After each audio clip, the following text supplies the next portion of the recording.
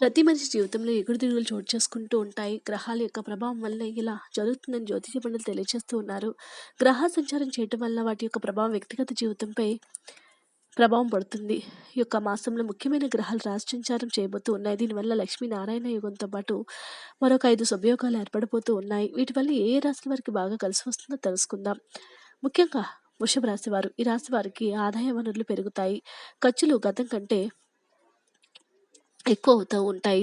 ఈ నెలలో ప్రయాణాలు చేస్తారు. ప్రేమ జీవితం గడుపుతున్న వారికి ఎంతో అద్భుతంగా ఉంటుంది. వైవాహిక జీవితంలో మాధుర్యాన్ని చూస్తారు. కుటుంబ సభ్యులతో గడపడానికి ఎక్కువ సమయాన్ని కూడా వెచ్చిస్తూ ఉంటారు. కర్కాటక రాశి వారు. ఈ రాశి వారికి ఉరుకులు పరుగుల జీవితం నుంచి విశ్రాంతి లభిస్తూ ఉంటుంది. కుటుంబ సభ్యులతో ఎక్కువ సమయాన్ని వెచ్చిస్తారు. ఉద్యోగులకు వారిపై అధికారుల నుంచి సహోద్యోగుల నుంచి మద్దతు దొరుకుతుంది. ఆర్థికంగా వీరికి ఎంతో అద్భుతంగా ఉంటుంది. సింహరాశి వారు.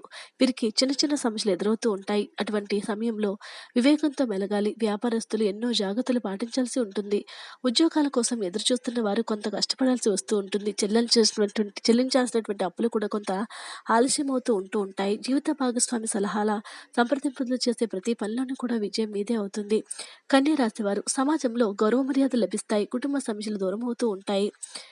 పూర్వీకుల ఆస్తుల నుంచి లాభాలను పొందుతారు. ఉద్యోగం చేసేటటువంటి వ్యక్తులకు ప్రమోషన్లు కూడా దక్కుతూ ఉంటాయి. వీడియో నచ్చితే లైక్ చేయండి. మరిన్ని వీడియోస్ కోసం మా ఛానల్ సబ్స్క్రైబ్ చేసుకోండి.